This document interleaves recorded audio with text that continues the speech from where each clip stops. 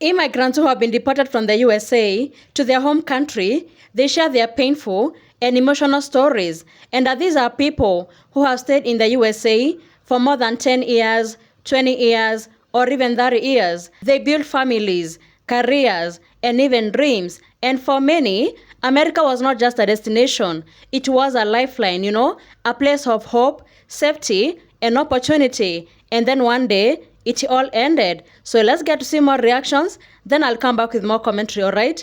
Let's dive into it. Good morning. My name is Joanne. I'm 47 years old. At 5 years old was the last time I was in Haiti. I have lived in U.S. all my life.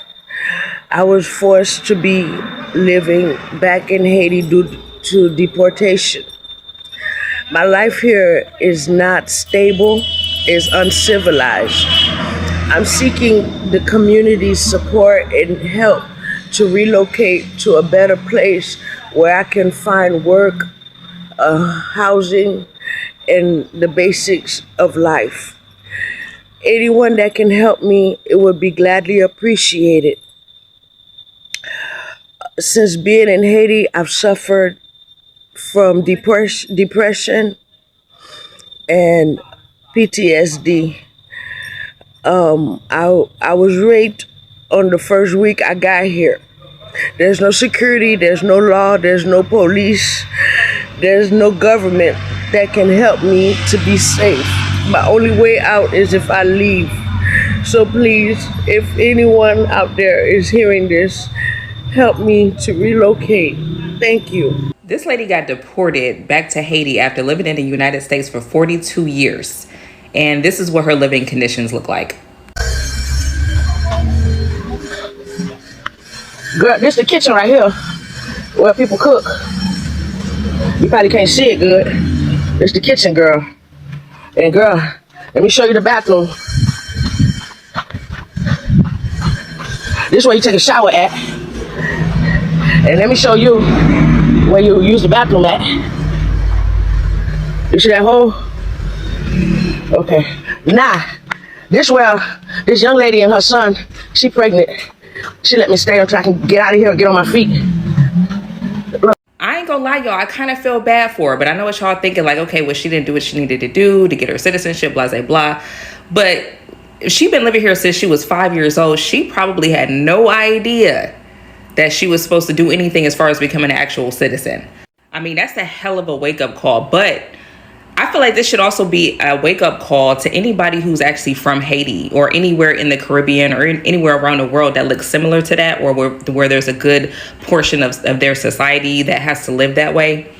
I feel like this should be a wake-up call for them, because this should show you that your people and your country of origin really needs help.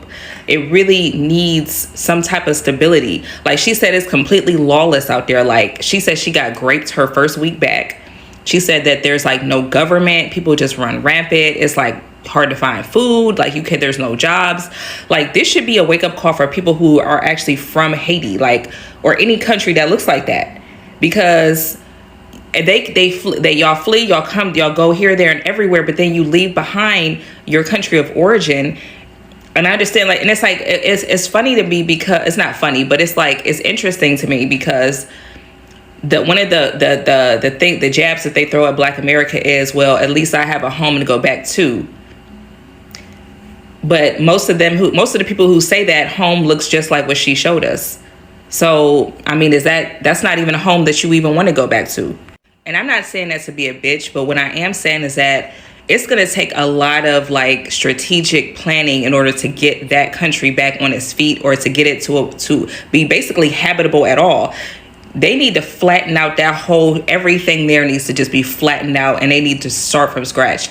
I don't even know if they're even going to be able to rebuild Haiti without some sort of foreign intervention or some sort of foreign alliance like that. Y'all, at this point, Haitians are going to have to form an alliance with another nation in order to fix that. They don't have the manpower to fix that.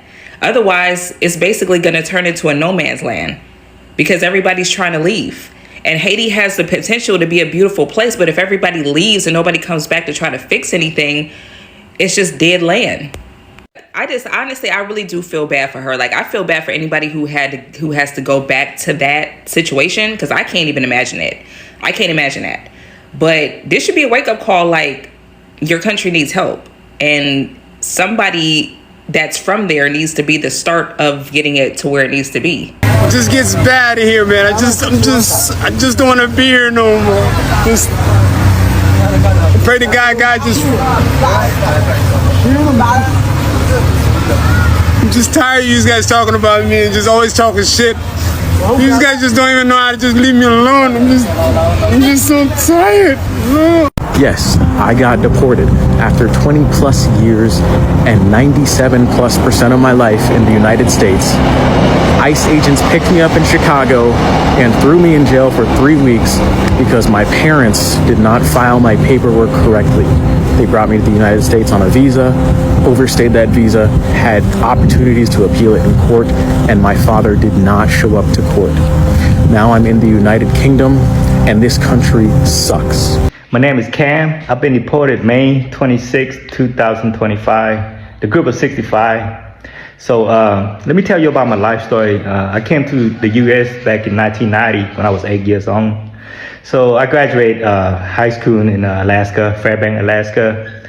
And I moved to Texas, and I cast me an aggravated assault case back in 2004. With that, I was probably 20 years old at that time, and I wasn't a U.S. citizen yet, so my green card got revoked. By 2008, I got released from prison. ICE picked me up. My green card got revoked, and I was already deported to Laos. At that time, Laos won't accept anybody back. So I was in ICE for 6 months. Then they released me of order of supervision. So I got to check in with ICE every year. But for 20 years, I've been checking in since 2008 till 2025. I started a family. I have 4 kids. I have a wife. I have a house. I have a job. I stayed with the company, Benny Key, for 15 years with the company. When ICE detained me, when I go check in 2025 in February, when ICE detained me, my job hired me a lawyer. My name is Danny. I was deported after 23 years of living in the U.S. My name is Carlos. I relocated, self-deported, whatever term you want to use, back to Mexico after living in the U.S. for 23 years. You know, the funny part is we both went to the United States in 2001, crossed the border illegally, lived in the U.S. for 23 years, and now we're back in Mexico, in Puerto Vallarta, Jalisco. I don't know how to begin this video. I usually don't do this. It's not me to really put my business out there on social media or just talk about my life, my private life. But I feel like this time I should, because there's so much going on in this world nowadays. So on November 4th, 2024, I was coming back from Mexico. I had gone to visit some friends, and I was crossing back through the bridge legally. I have been a resident for 19 years. And I actually was raised in Texas my entire life. My parents brought me and my brothers, my siblings, to United States when I was 3. And November 4th, I was detained by Homeland Security at the border, and I was never released.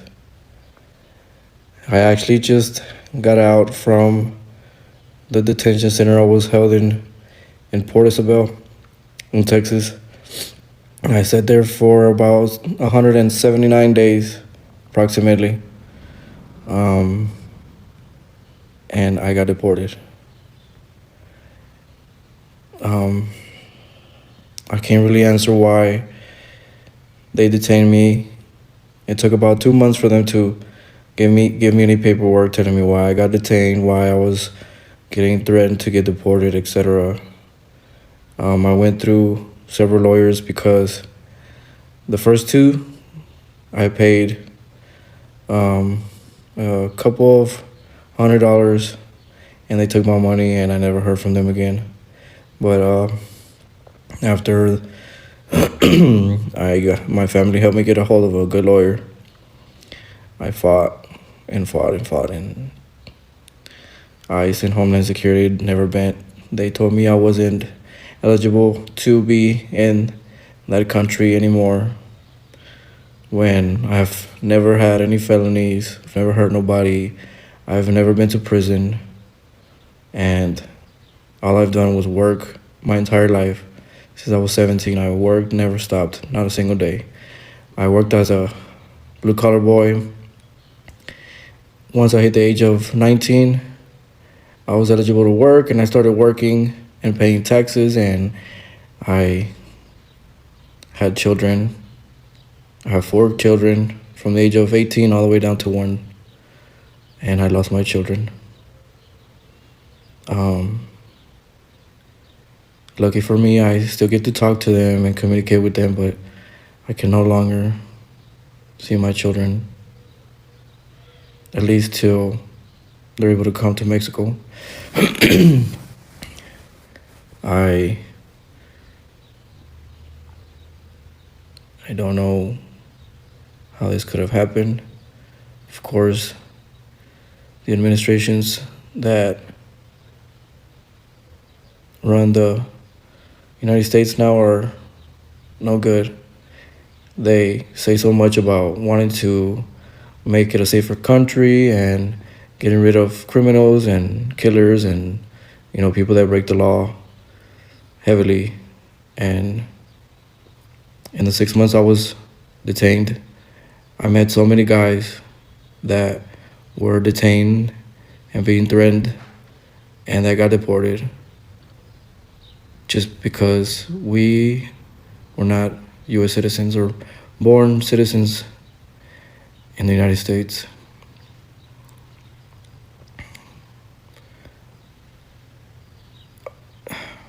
I didn't see very many criminals go through that detention center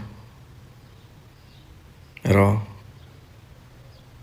A lot of innocent people, a lot of good men, kids, because there was a lot of kids there from 18 and up, all the way to their 60s, 70s.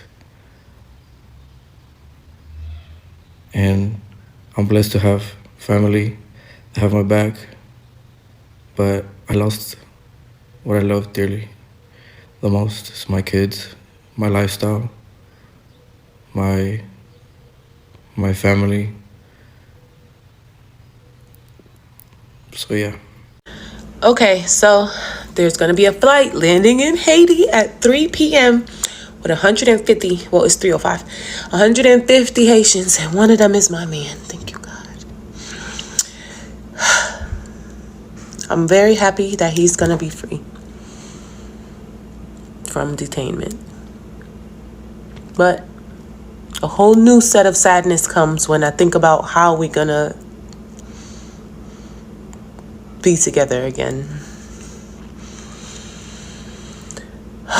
I was deported from the U.S. under the first Trump administration in 2018, and I've been able to successfully rebuild my life since my deportation in Puerto Vallarta, Jalisco. I'm currently enrolled full-time pursuing my law degree. I have full custody of my 5 children that were born in the U.S. They also live in Mexico with me. They've been living with me for 4 years. I managed to create a business based in Mexico, providing services to U.S. clients. It allows me to generate an income both in dollars and pesos. I own my homes, I own my vehicles. Since my deportation, I've lived a cash-only life. I have no debts. And all of this was possible even before I had social media platforms. If you've been following my story, a lot of people will look at me and say, well, that's because she does this. That's because she has TikTok. My deportation journey did not begin on social media. In fact, I didn't come onto social media to share my journal until 3 years after my deportation. By then, I already owned a home, my vehicle, and I had a stable job providing for my 5 children independently in Mexico. When I tell you that it's very possible individual. There's many stories. Mine is just one of hundreds and thousands. They may not all have platforms, but I have many friends who have gone through the same process who now own businesses, whether it be running entire call centers, owning tattoo shops, running restaurants, online entrepreneurship. We are the new Mexican generation, bringing home the Mexican dream. I know there's a lot of families currently facing deportation and a lot of uncertainty. If there's one thing that I can embody through my content, that there is life and dreams on this side of the border as well.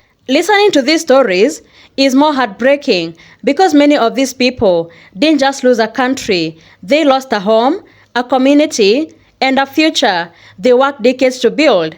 Imagine spending 20 years in a place, your children go to school there, you pay taxes, you build friendship, and you start businesses and contribute to the economy. And then one day you are being told to leave everything behind. So for many deported immigrants, returning home is not a happy reunion. Some go back to countries with limited opportunities, weak economies, or even dangerous conditions, and others return to places that they barely remember.